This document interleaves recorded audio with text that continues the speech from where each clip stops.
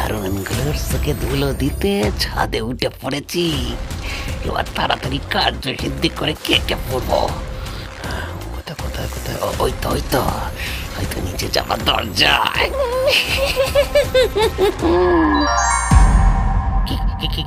কে?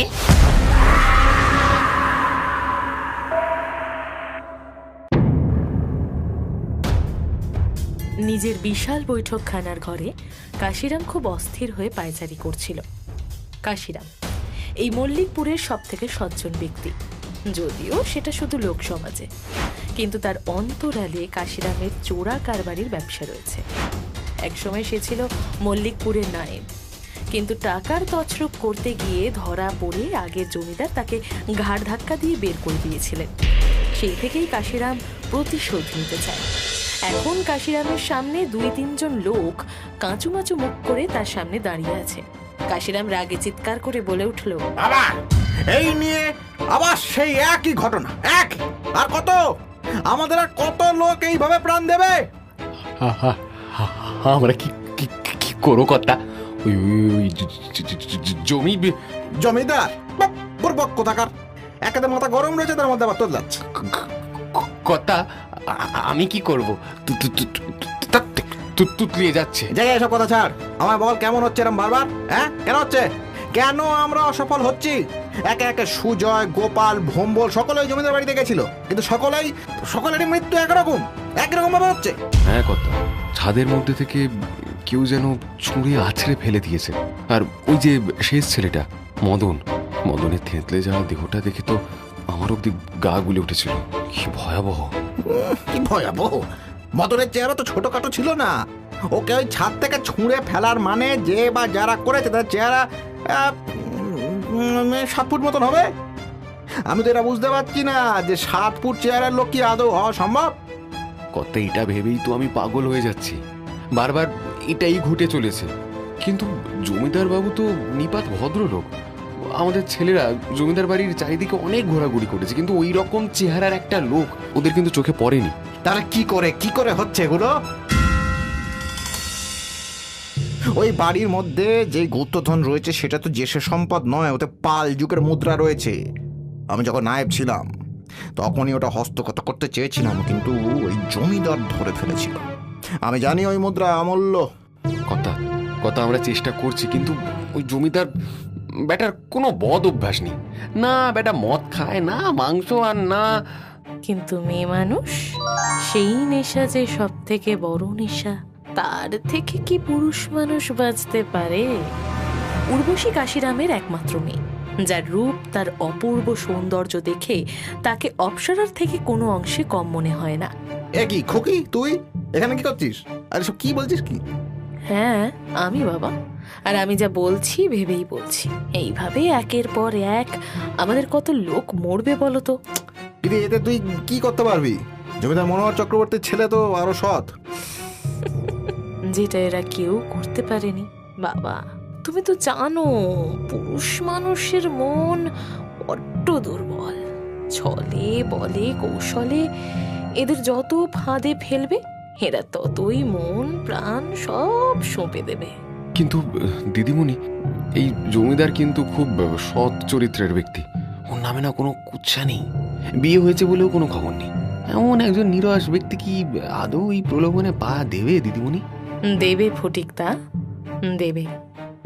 পুরুষদের বাইরের মোড়কটা যেমনই হোক না কেন, ভেতরটা সব এক। বাবা, তুমি চিন্তা করো না, এবার ওই গুপ্তধন এই উর্বশী আদায় করে নিয়ে আসবে। কারণ নতুন নতুন পুরুষদের নিজের জালে আটকে ছটফট করতে দেখতে আমার যে বড্ড ভালো লাগে।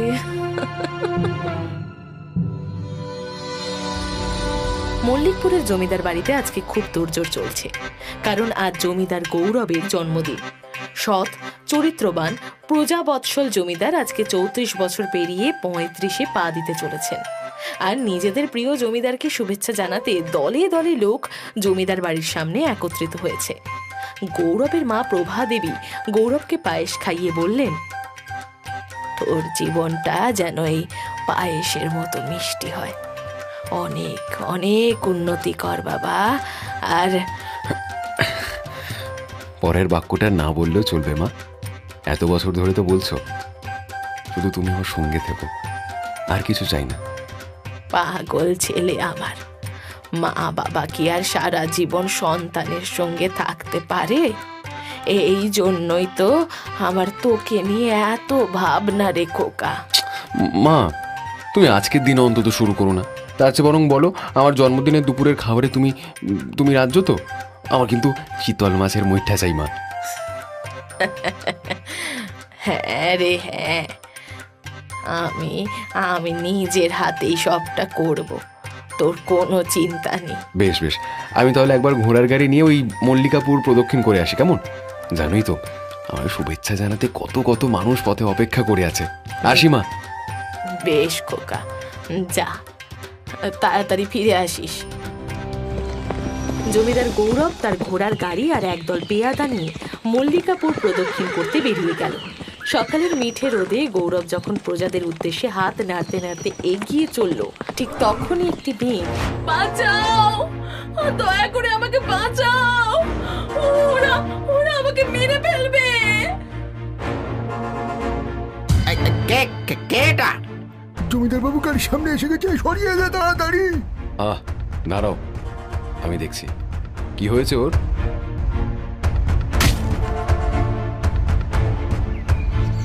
আরে জমিদারবাবু কান্না কার মেয়ে, কি জানি কি করে এখানে এলো। আপনি ভাববেন আমরা দেখে নিচ্ছি। না না, তা হয় না, দেখে তোকে ভদ্রবাড়ির মেয়ে বলেই মনে হচ্ছে। আর মেয়েটা বারবার বাঁচানোর কথা বলছিল। না না পেয়াদা, ওকে আমার গাড়িতে তোলো। কিন্তু জমিদার বাবু, অচেনা অজানা একটা মেয়েকে কি এইভাবে গাড়িতে তোলা ঠিক হবে? আমি বলছি তো, ওকে আমার গাড়িতে তোলার ব্যবস্থা করো। আমার এলাকায় একজন নারীর সম্মানের থেকে বড় আর কিচ্ছু নয়।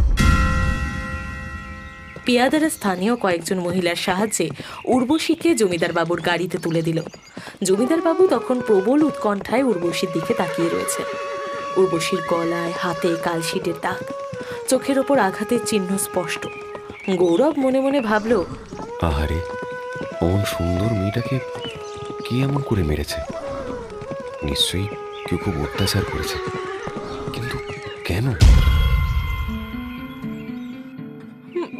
বাঁচাও, ওরা ওরা আমাকে মেরে ফেলবে, দয়া করে আমাকে বাঁচাও। কি হয়েছে? কি হয়েছে আপনার? আপনি একদম ঠিক আছেন, শুনছেন? আপনি আপনি কে? আমাকে কিছু করবেন না, দয়া করে আমাকে ছেড়ে দিন। বাবা, আপনি চিন্তা করবেন না, আমি মল্লিকাপুরের জমিদার গৌরব চক্রবর্তী। আর আপনি আমাকে বিশ্বাস করতে পারেন, আপনি এই মুহূর্তে একদম সুরক্ষিত রয়েছেন। আপনি আপনি জমিদার বাবু? কি সৌভাগ্য আমার জমিদার বাবু, আমি কি বলেছি আপনাকে? বাবা, দয়া করে কাঁদবেন না। দেখুন, আমি এই মল্লিকাপুরের জমিদার, প্রজাদের সুখ স্বাচ্ছন্দ্যের প্রতি লক্ষ্য রাখা আমারই তো কর্তব্য। আমাকে বলুন, আপনার বাড়ি কোথায়, আর আপনার পরিবারের লোকজনই বা কোথায়? সে অনেক কাহিনী জমিদার বাবু। আমি এক অভাগী দুঃখী মেয়ে, খুব ছোট বয়সেই বাপ মাকে হারিয়ে মামার বাড়িতে থাকতাম। মামা ভালো ছিলেন, কিন্তু মামি আমাকে দুই চোখে সহ্য করতে পারতেন না। তাই মামা মরে যেতেই মামি আমাকে একদল লোকের কাছে বিক্রি করে দেন। তারা আমাকে দিয়ে কাজ করাতো, আর কাজ না করলেই জুটতো মারধর, অত্যাচার। অনেকদিন ধরেই না আমি পালানোর চেষ্টা করেছিলাম। আজকে সুযোগ পেয়ে আমি পালিয়ে আসি, আর তারপরেই কি? আমি তো ভাবতাম আমার মল্লিকাপুরের প্রজারা সুরক্ষিত, তাদের কোনো দুঃখ নেই, কষ্ট নেই, কিন্তু এখন তো। আমাকে আপনি ওদের নাম বলুন, ওরা কোথায় আপনাকে বন্দি করে রেখেছিল? ওরা ওরা না, আমি মনে করতে পারছি না। বেশ বেশ বেশ, থাক থাক থাক, আপনাকে মনে করতে হবে না। আপনি পরে মনে পড়লে আমাকে কিন্তু বলবেন। আপনাকে এখন বাইরে কোথাও রাখা যে সুরক্ষিত নয়। আপনি বরং এক কাজ করুন, জমিদার বাড়ির অতিথি কক্ষে আপনি থাকবেন। অতিথি কক্ষে থাকার জন্য তো আমি আসিনি জমিদার বাবু। আমাকে যে তোমার একদম কাছে থাকতে হবে, এত কাছে যেখান থেকে আমি আমার কার্য সিদ্ধি করতে পারি। আপনি চিন্তা করবেন না, ওখানে আপনি একদম সুরক্ষিত থাকবেন। জমিদার বাবু, আপনার অনেক বড় মন। এইরকম অভাগী মেয়েকে আপনি যে জমিদার বাড়িতে ঠাঁই দিচ্ছেন, এই আমার সৌভাগ্য। কিন্তু আমি হলাম ঘর পোড়া গরু, তাই হয়তো একটুতেই ভয় লাগে। আপনি যে আমাকে উদ্ধার করেছেন, এটা তো ওখানে সকলেই দেখেছে। আমি বলছি না যে আপনার কর্মচারীরা অসৎ, কিন্তু কেউ তো এমন হতেই পারে যে আমার অতিথি কক্ষে থাকার কথা ওদের জানিয়ে দিল, আর ওরা এসে... না না না, আমি আর ওই নরকে যেতে চাই না। না, আমি আর ওই নরকে যেতে চাই না। আপনি শান্ত হন, শান্ত হন। আপনি দয়া করে শান্ত হন। ঠিক আছে, আপনি জমিদার বাড়ির অন্দরমহলেই থাকবেন। সেখানে থাকলে তো কোনো ভয় নেই। ধন্য, আপনি ধন্য জমিদার বাবু। আপনার এই ঋণ আমি কোনো দিন শোধ করতে পারবো না, কখনো না। উর্বশী খুব সন্তর্পণে গৌরবের হাতও স্পর্শ করল। সে চকিত দৃষ্টিতে দেখল গৌরবের মুখের ভাব, কিন্তু অবাক হলো গৌরবের মুখের অভিব্যক্তিতে বিন্দু মাত্র পরিবর্তন হল না। সে খুব সাবধানে উর্বশীর হাত সরিয়ে দিল। গৌরবের কিছু যেন একটা মনে পড়তেই সে বলল, এ বাবা, এতক্ষণ ধরে কথা বলছি অথচ আপনার নামটাই জানা হয়নি। আপনার নাম? আমার নাম চারুমতি। আপনি চারু বলে ডাকলে খুশি হব। নিজের চরিত্রের ওপর তোমার খুব দিমাগ না জমিদার? তোমার চরিত্র যদি আমি রাস্তায় নামিয়ে টুকরো টুকরো করে না ছিঁড়তে পারি, আমার নাম উর্বশী নয়। আরে মা, তুমি? সারাদিন কাছারিতে যা চাপ যায়, তা একটু জিরিয়ে নিচ্ছিলাম। তা বেশ করেছিস বাবা, সারাদিন কেবল প্রজাদের নিয়েই ভেবে যাচ্ছিস। কখনো তো এই বুড়ি মাকে নিয়েও ভাবতে পারিস? হ্যাঁ, কি বলছো মা? তোমার কথা যে আমি সবার আগে ভাবি। তুমি হলে আমার পৃথিবী। তোর যত কথা শুধু মুখে, কাজের বেলায় অষ্টরম্ভা। কেন মা? আমি তোমার কোন কথা রাখিনি বলো? খোকা, আমার একটাই কথা, তুই একটা বিয়ে কর বাছা। আমি একটু দেখে শান্তিতে চোখ বুঝি। মা, আবার? আমি তো বলেছি এই নিয়ে আমি কোনো কথা বলতে চাই না, তবুও তুমি বারবার... আমার হয়েছে যত জ্বালা। আচ্ছা, ওই যে মেয়েটাকে সোজা বাড়িতে এনে তুললি, তার নাম পরিচয় তুই কিছু জানিস? ও এক অভাগিনী মা। ওর মামি ওকে কিছু শয়তান ছেলের কাছে বিক্রি করে দিয়েছিল। ওকে সুরক্ষিত রাখতেই আমি এই বাড়ি তোকে এনেছি। আরে বাবা, সে ঠিক আছে, কিন্তু ওকে অতিথি কক্ষে অথবা বাইরের কোথাও রাখতে পারতি। এমন সমস্ত বয়সের মেয়েকে সোজা জমিদার বাড়ির মধ্যে নিয়ে আসা কি ঠিক? মা, তুমি শুধু শুধু চিন্তা করছো। তোমাদের জমিদার বাবু যে কতটা নিরস সে সকলেই জানে, তাই কোনো চিন্তা নেই। দেখতে দেখতে বেশ কয়েকটা দিন কেটে গেল। সেদিন প্রভাদেবী গিয়েছেন তার দিদির সাথে দেখা করতে। জমিদার কাছারি থেকে কাজ সেরে খাবার জায়গায় ঢুকেই দেখলো আসন পাতা। সে হাঁক দিল, তপনদা, সীতামাসি, কোথায় গো তোমরা?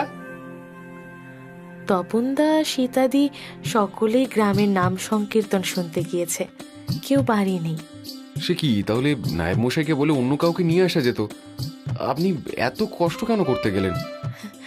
কি যে বলেন জমিদার বাবু, আপনি আমার দেবতা।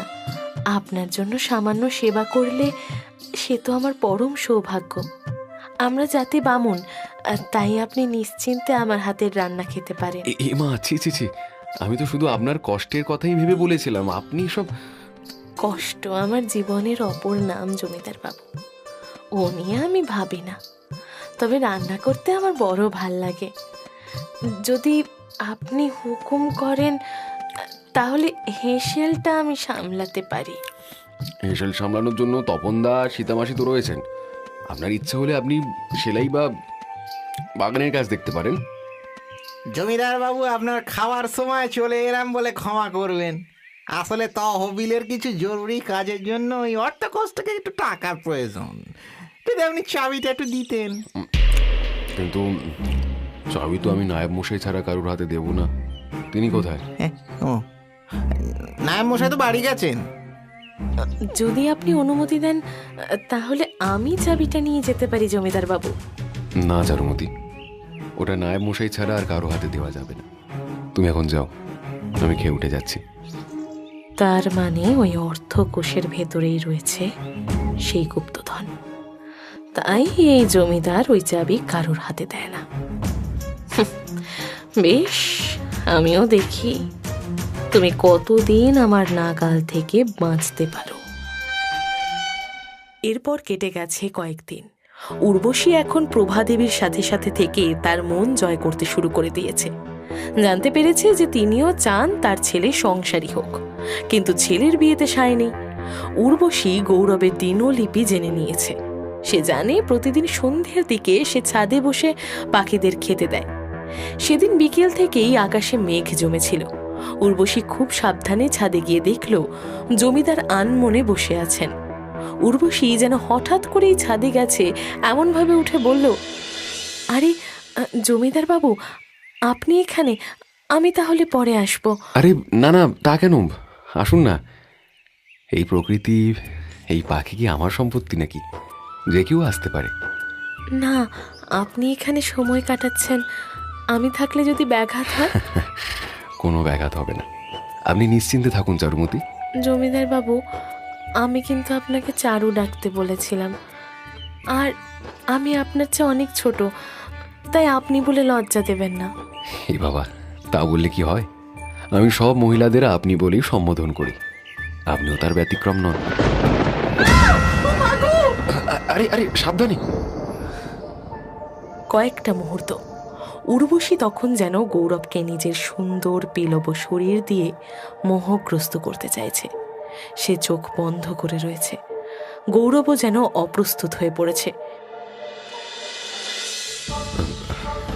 আপনি আপনি সামান্য বজ্রপাতকে এত ভয় পাচ্ছেন?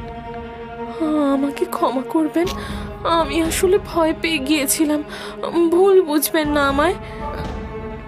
বেশ, এবারে নিচে যাওয়া যাক, যে কোনো সময় বৃষ্টি নামতে পারে। এই জমিদার কি ধাতু দিয়ে তৈরি, যেই উর্বশীর রূপে মোহে বড় বড় লোকেরা কাদা হয়ে যেত, আর জমিদার ধরাই দিচ্ছে না। এদিকে দিনও পেরিয়ে যাচ্ছে, তাড়াতাড়ি কিছু না করতে পারলে বাবা আমায় ফিরে যেতে বলবে, আর এই উর্বশী তো হেরে ফিরবে না। এরপর আরো কয়েকটা দিন কেটে গেছে। উর্বশী আরো কয়েকবার চেষ্টা করেছে জমিদারকে কাছে পাওয়ার, কিন্তু জমিদার তাতে ধরা দেন। সেদিন উর্বশী একটা পরিকল্পনা করল। সে খুব বুদ্ধি করে এক অমাবস্যার রাতকে বেছে নিল। তখন রাত প্রায় 1টা। সে আগেই পেয়াদা আর লাঠিয়ালদের খাবারে ঘুমের ওষুধ মিশিয়ে দিয়েছিল, তাই গোটা জমিদার বাড়ি যেন ঘুমিয়ে রয়েছে। আর পারছি না, পারছি না, আমি আর পারছি না। কি হলো? কারো কান্নার আওয়াজ মনে হচ্ছে, কিন্তু এই রাতে কে কাঁদছে? না, দেখতে হবে তো। চারুমতি, আপনি রাতের বেলা এখানে দাঁড়িয়ে কাঁদছেন কেন? কি হয়েছে? আপনি আপনি এসেছেন কেন? আমি তো কাউকে ডাকিনি। আমি আপনার বাড়িতে আশ্রিতা হয়ে রয়েছি বলে আপনার অনেক অপমান সহ্য করেছি, কিন্তু তাই বলে কি কাঁদার স্বাধীনতাও আমার নেই? চারুমতি, চারুমতি, এসব কি বলছেন? কে আপনি? কে আপনাকে অপমান করেছে? আর আপনি সেসব আমাকে আগে বলেননি কেন? অন্যেরা দোষ করলে না হয় আপনার কাছে অভিযোগ করা যায়, কিন্তু যখন দোষ আপনার, তখন কার কাছে অভিযোগ করব? হ্যাঁ, আমি আমি আপনাকে অপমান করেছি, কিন্তু কখন? আপনি বুঝবেন না, কোনো দিনও বুঝবেন না। যদি জানতাম আমার জীবন আগের থেকেও আরো কষ্টের হবে, তাহলে কোনো দিন এখানে আসতাম না। কি বলছেন কি আপনি? এখানে এসে আপনার কষ্ট হয়েছে? কিসের কষ্ট? দেখুন, আমায় বলুন, দয়া করে বলুন, আমি যে কিছুই বুঝতে পারছি না। সব কথা সব জায়গায় বলা যায় না জমিদার বাবু, কিছু কথা একান্তে বলতে হয়। হ্যাঁ, আমি তো আপনার আশ্রিতা, আমাকে নিজের কক্ষে প্রবেশ করতে দেওয়া যে অপরাধ। আসুন, আসুন আমার সঙ্গে। বলুন, এবার বলুন, কি কষ্ট দিয়েছে আমি আপনাকে? তুমি সত্যি বোঝো না আমি তোমাকে ভালোবাসি জমিদার বাবু। যেদিন থেকে এই বাড়িতে এসেছি, শয়নে স্বপনে জাগরণে তোমায় ভালোবেসেছি, আমার সর্বস্ব তোমার। কিন্তু তুমি না বুঝে বারবার আমায় দূরে ঠেলে দাও। এ বুঝে অন্যায় নয়? চারুমতি, আপনি... চারু, শুধু চারু, আর আপনি নয়, তুমি। আমি তো তোমার, শুধু তোমার।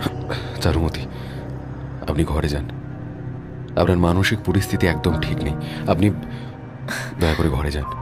আর যদি না যাই, দেখো বাইরে বৃষ্টি হচ্ছে, ঘরে তুমি আর আমি। আমায় নিজের করে গ্রহণ করো জমিদার, কাছে টেনে নাও আমায়। উর্বশী তখন নিজের নাক পাশ দিয়ে গৌরবকে আঁকড়ে ধরেছে। গৌরবের মনে হচ্ছে তার সংযম যেন ভেঙে পড়ছে। উর্বশীর উষ্ণতা তাকে গ্রাস করছে। কয়েকটা মুহূর্ত, নিমেষে একটা মুখ ভেসে উঠল গৌরবের চোখের সামনে। চারুমতি, এক্ষুনি বেরিয়ে যান, বেরিয়ে যান বলছি। আর যদি না যাই? এই রাতে এই অন্ধকার ঘরে তুমি আমাকে নিয়ে এসেছো। এবার আমি যদি চিৎকার করে লোক জড়ো করে বলি তুমি আমার সম্মানহানি করতে চেয়েছিলে, তোমার এই সৎ চরিত্রবান ভাবমূর্তির কি হবে ভেবেছো? চারুমতি, এ কি বলছেন আপনি? এসব মিথ্যে। সেটা আমি জানি জমিদার, কিন্তু বাকিরা জানে না। যদি ভালো চাও, যা বলছি তাই করো। তুমি তুমি আমাকে ধমকি দিচ্ছ? কে তুমি? কি তোমার পরিচয় বলো? সেসব পরে যেন, আগে অর্থকোষের চাবি আমায় দাও, নইলে... উর্বশীর কথা শেষ হলো না, মুহূর্তের মধ্যেই যেন একটা ঝড় ঘরে ঢুকে এলো। উর্বশী বিস্ফারিত চোখে দেখল একটা নারী মূর্তি এসে দাঁড়িয়েছে। তার চোখে হিংস্রতা, চুল খোলা। গৌরব কাঁপা কাঁপা গলায় বলল, আশা, আশা, আশা, আশা, আশা, আশা, তুমি? যতবার কোনো পাপাত্মা তোমার ক্ষতি করতে আসবে, আমি তাদের শেষ করে দেব। বাঁচাও, বাঁচাও, আমাকে ক্ষমা করে দাও। কিন্তু আশার সেদিকে ভ্রুক্ষেপ নেই। সে তাকে নিয়ে চলল ছাদের কিনারে।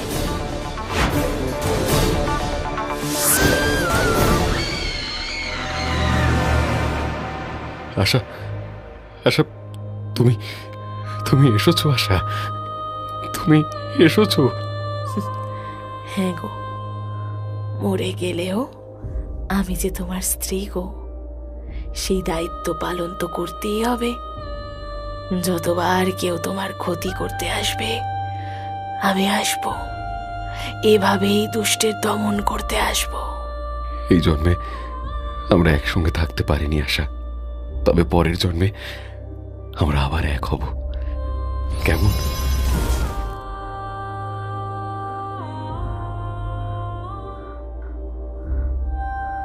পরদিন কাশিরামের লোকেরা দেখল পথের ধারে উর্বশীর লাশ পড়ে রয়েছে।